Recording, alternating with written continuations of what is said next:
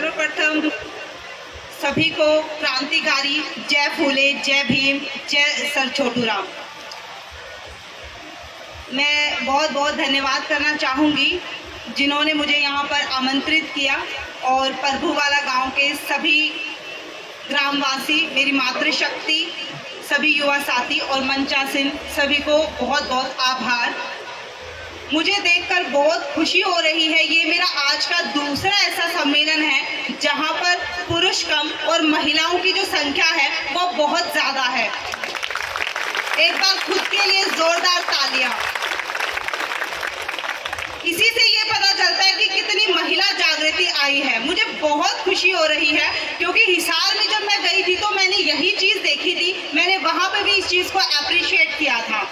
और आप सबके साथ साथ इसमें बधाई के पात्र हैं वो लोग, वो पुरुष जो आपके बेटे, भाई, पति हैं, जिन्होंने आपको यहाँ पर आने के लिए आमंत्रित किया।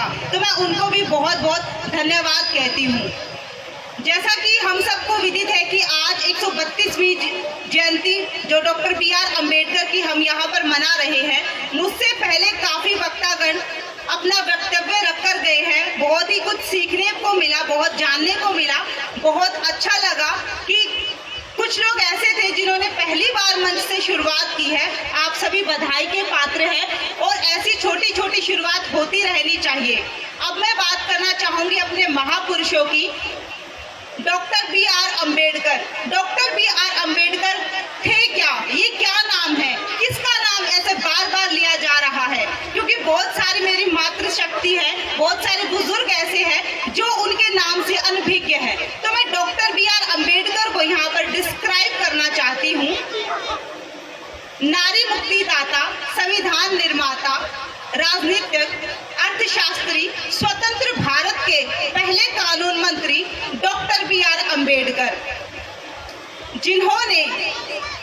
जिन्होंने अनुसूचित जाति, जनजाति, बहुसंख्यक लोग, अल्पसंख्यक लोग, पूरे राष्ट्र के लोग सभी के लिए सहूलियत के लिए भारत का जो सबसे बड़ा कानून है, संविधान बनाया, वो डॉक्टर अम्बेडकर।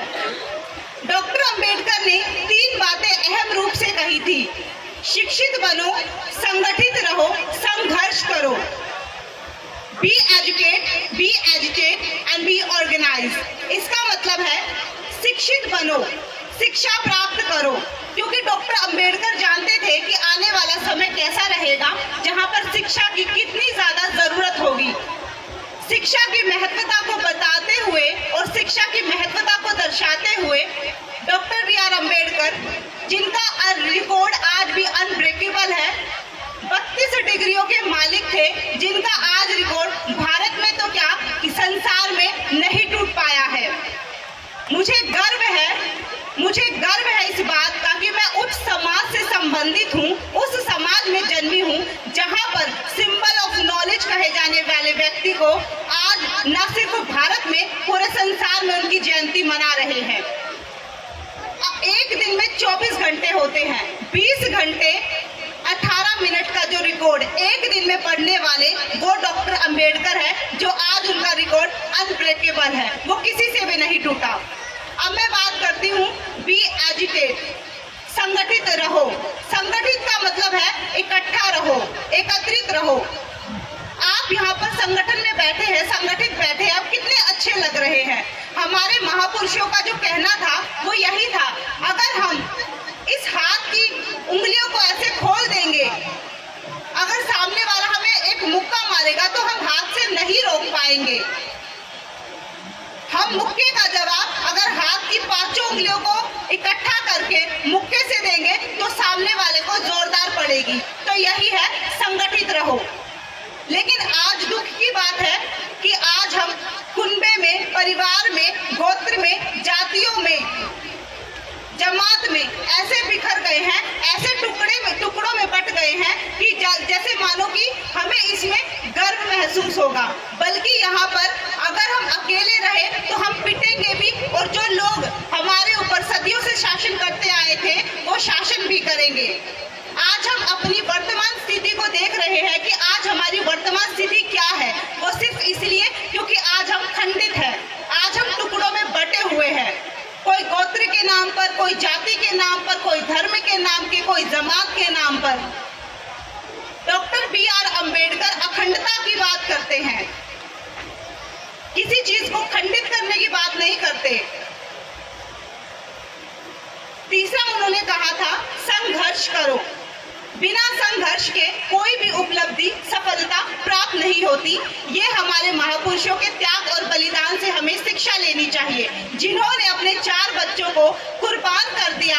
आज हम उनका यहाँ पर जन्म उत्सव मना रहे हैं। मुझे नहीं लगता कि हम इतने बड़े स्तर पर अपने बच्चों का या किसी भी का भी जन्मदिन बनाते हैं। क्यों? क्योंकि उन्होंने संघर्ष किया है। उनके त्याग, संघर्ष, बलिदान के द्वारा ही, उसके उपरांत ही आज हम यहाँ पर एकत्रित हुए हैं।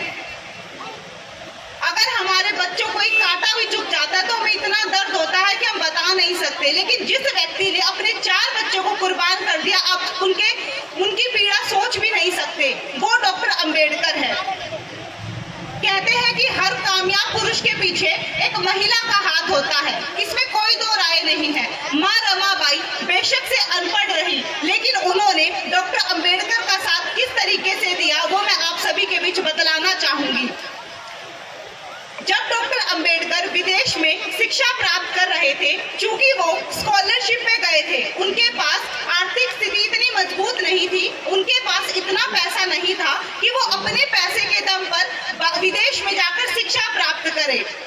उन्हें स्कॉलरशिप दी गई थी, लेकिन उनके घर का कैसा गुजारा होता था। माँ रमाबाई जो उनकी पत्नी थी, वो उपले बनाकर 1-1, 2-2 रुपए में बेचकर अपने घर की आजीविका चला रही थी।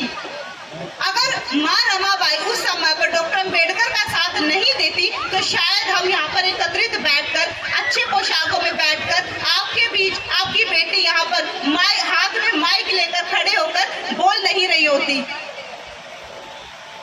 संविधान हमें पढ़ने का अधिकार देता है, आगे बढ़ने का अधिकार देता है, खेल क्षेत्र में महिलाओं को आगे बढ़ने का अधिकार देता है, प्रोफेसर बनाता है, इंजीनियर बनाता है, वकील बनाता है, न जाने पायलट बनाता है, न जाने क्या क्या उपलब्धियां संविधान के द्वारा एक महिला प्राप्त कर सकती है। लेकिन दुख और विडंबना की बात है कि वो महिला नहीं जानती कि संविधान क्या चीज है। भारत का सबसे बड़ा महिला कानून बिल जो डॉक्टर अम्बेडकर ने पारित करवाया था, वो था हिंदू कोड बिल। वो सिर्फ और सिर्फ महिलाओं के लिए ही था। जब प्रेग्नेंट औरत होती है, जब औरत प्रेग्नेंट होती है और वो गवर्नमेंट की एम्प्लॉय होती है, तो उसको जो रेस्ट मिलता है, उसको जो छुट्टी मिलती है, वो डॉक्टर अम्बेडकर ने ही करवाई है। लेकिन हमें इस बात के बारे में कोई जानकारी नहीं है। विधवा विवाह, मैं तो कहूंगी जो ये बीमारी है कि विधवा हो जाने के बाद औरत दोबारा विवाह नहीं कर सकती, ये जो बीमारी है, इस बीमारी की निजात, इस बीमारी की दवा यानी कि विधवा पुनर्विवाह कर सकती है, इसकी स्वतंत्रता दिलाने वाले भी डॉक्टर अम्बेडकर ही है। मैं कैसे पूछ सकती हूँ उन 10, 12, 15 हाथ वाली उस काली माता को, उस भोली माता को, उस पीली माता को, उस सरस्वती माता को, उस लक्ष्मी माता को, जिसने आज तक मुझे कुछ दिया ही नहीं। मैं क्यों ना गुणगान करूं ऐसी शख्सियत का जिसने मेरे हाथ में कलम और माइक दोनों ही दे दिया। वरना कहा दलित पिछड़े समाज की लड़की, कौन उसको यहाँ पर मंच पर बुला करके कौन सुनना पसंद करेगा। मैं किसी की भावनाओं को यहाँ पर ठेस पहुंचाने नहीं आई हूँ, लेकिन जो बात सही है, जो सच है, जो प्रैक्टिकल है, वही आप सभी के बीच में बतला रही हूँ। आप कहते हैं कि फलाना माता ये कर देती है, ढिकाना माता ये कर देती है। मैं आप सभी से एक चीज पूछना चाहती हूँ, जब छोटी छोटी बच्चियों के साथ बलात्कार होते हैं, अत्याचार होते हैं, तब उस माता को कोई नहीं याद करता। देवदासी प्रथा के बारे में आप सभी के बीच बतलाना चाहूंगी। देवदासी प्रथा एक ऐसी प्रथा का नाम है जिसमें जो अनुसूचित जाति, जनजाति, पिछड़ा, जिसको बहुजन समाज के लोग कहते हैं, दक्षिण भारत में आज भी वो प्रथा विद्यमान है। आपकी पहली बेटी, अगर मान लो मेरी पहली लड़की का जन्म होता है तो मुझे उसको मंदिर में दान देना पड़ता है। मंदिर में दान करने के बाद जो पुजारी होता है वो उसका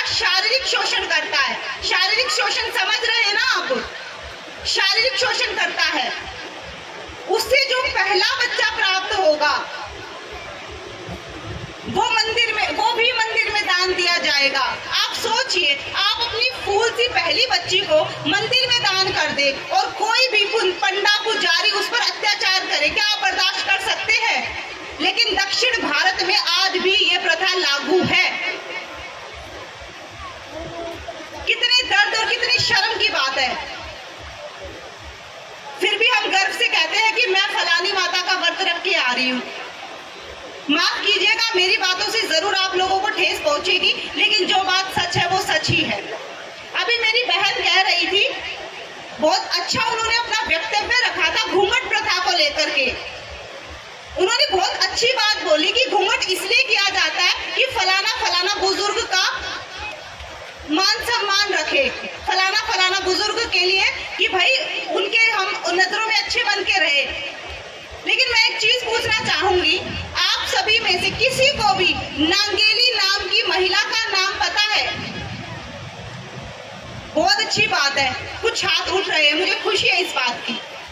अब मैं एक चीज पूछना चाहूंगी, जो महिलाएं, जो पुरुष ये कहते हैं कि हमारे घर की बहन बेटियां अगर घूंघट में रहेगी तो हमारी इज्जत बनी रहेगी। अरे उस समय कहाँ मर गए थे आप लोग? उस समय आपकी इज्जत कहाँ चली गई थी जब ऊपर के कपड़े पहनना ही वर्जित था? दक्षिण भारत में नांगेली नाम की महामहिला हुआ करती थी, जिन्होंने इस प्रथा को अपनाना सही नहीं समझा। एक छोटी सी कहानी है, आप सभी के बीच में जरूर सुनाना चाहूंगी। जो लोग कहते हैं कि घूंघट करना मान सम्मान की बात होती है, एक समय वो भी था जब आपको ऊपर के कपड़े पहनने का अधिकार नहीं था, जब आपको स्तन टैक्स देना जरूरी समझा जाता था। और आज वही लोग हमें संस्कृति सिखा रहे हैं कि अगर आप घूंघट पर्दे में रहोगे तो बड़े बुजुर्गों का मान सम्मान, संस्कार, संस्कृति दिखेगी। उस समय आपकी संस्कृति कहाँ चली गई थी जब दबे कुचले अनुसूचित जाति, जनजाति, बहुजन समाज की महिलाओं पर इतने अत्याचार कर रहे थे कि अगर वो दो जोड़ी कपड़ों में भी आ जाए तो भी उनसे स्तन टैक्स भरवाया जाएगा। धिक्कार है ऐसी संस्कृति पर। ऐसी संस्कृति को तो लात मारनी चाहिए। जो महिलाएं आज यहाँ पर मुंह खोलकर बैठी हैं, मैं उनसे पूछना चाहती हूँ, क्या आप लोगों को ये लग रहा है कि हम बड़ों का सम्मान नहीं करते? नजरिया नजर से होता है, संस्कार चरित्र अपने व्यवहार में होते हैं। मैं आप सभी को एक चीज और बताना चाहती हूँ। अरे आप तो बात करते हैं घूंघट प्रथा की, मैं तो आपके सामने बिना चुन्नी के खड़ी हूँ, लेकिन फिर भी लोग फूल मालाओं से मेरा स्वागत कर रहे, सम्मान कर रहे हैं। वो मेरे व्यवहार की वजह से, वो मेरी कलम की वजह से, वो मेरी शिक्षा की वजह से, जो डॉक्टर अंबेडकर ने दिया है, जो हमारे महापुरुषों से हमें मिली है। एक चीज और बताना चाहूंगी, ऐसा नहीं है कि मैं इस गांव में नई आई हूँ और मुझे यहाँ पर कोई नहीं जानता, इसलिए मैं चुन्नी नहीं लेकर के आई, इसलिए मैं घूंघट ओढ़कर नहीं आई। वहां पर बैठे व्हाइट शर्ट में मेरे फादर इन लॉ है, जिनको ससुर कहा जाता है, वो मेरे साथ आए हैं।